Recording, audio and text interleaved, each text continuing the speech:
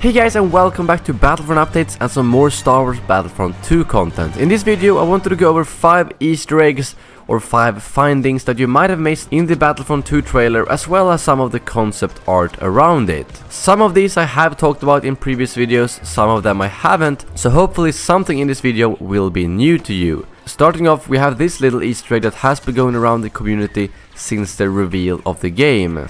In the trailer we can see Corvus, Inferno Squad's flagship, battling it out in the Battle of Jakku, but we don't know the ship's fate yet. However, The Force Awakens might give us a couple of clues to what happened, because as you can see there is a wreckage of an Imperial Raider class corvette in the sand dunes of Jakku.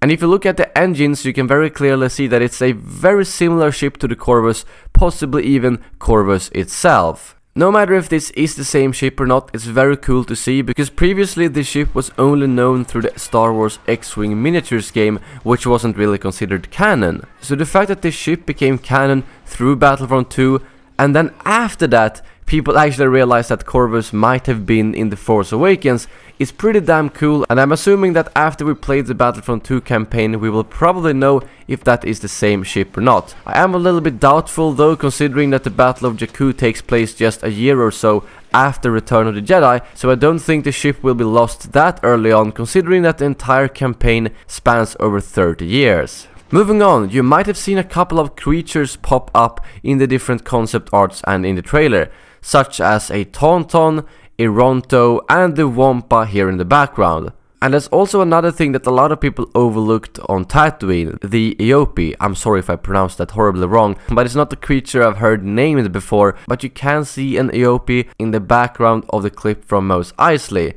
And I have no clue if this is gonna be part of the gameplay or not, but maybe they will be available like horses, just as in Battlefield 1, where you can just hop on and off as you'd like. They have confirmed that you will be able to jump on and off Tauntauns, so those will work similarly to the speeder bikes in the previous game.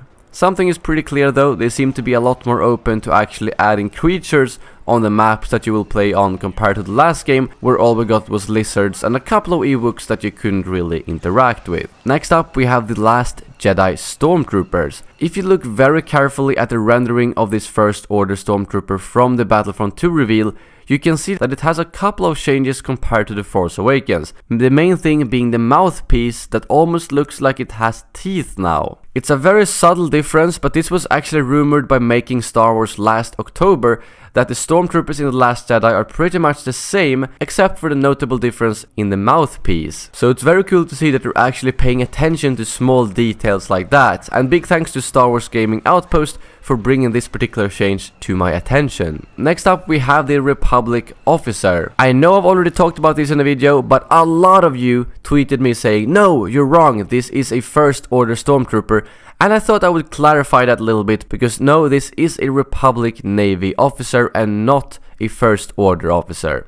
The easiest thing to look at is simply the hat. Yes, it is very similar, I won't deny that, but the First Order officers has a First Order emblem on their hats, and that is not a First Order emblem you can see in that rendering from the reveal. But if you look at this image from a Republic Navy officer, you can see that it's a different mark and it's not a First Order mark. And another thing worth noting is the red and blue emblems on the chest, which you can also see on the Republic Navy officer, but not on the First Order officer. So it is a very small change indeed, but I'm guessing that the officer we will get for the First Order will probably have a black suit instead of a blue one. However, one question that this raises is, why doesn't the Republic officer look like a clone? Because all the Republic officers we've seen so far in the Clone Wars series has been clones as far as I know, but this is definitely not a clone and seems to be a normal enlisted human. And lastly we have this piece of concept art, which is basically directly taken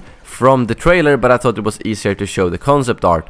And there's a couple of things I want to note here. I have talked about this in my videos, but the TIE fighters here are not First Order TIE fighters, they're actually normal TIE fighters. And if you look in the back you can see Maz Castle, meaning that you will be visiting that way before The Force Awakens. And another thing worth noting here is that if you look at the Millennium Falcon, you can see a rectangular antenna. And as you might remember, Lando accidentally blew off the antenna of the Millennium Falcon when he was flying through the second Death Star.